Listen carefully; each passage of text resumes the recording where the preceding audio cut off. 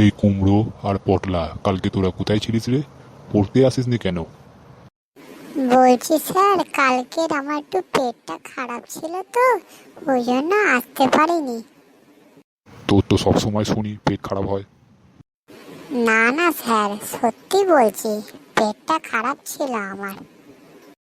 পটলা, তুই কাল কোথায় ছিলিস? স্যার, আমার ক্রিকেট টুর্নামেন্ট ছিল, ক্রিকেট খেলতে গেছিলাম। তোদের দ্বারা আর পড়াশোনা হবে না।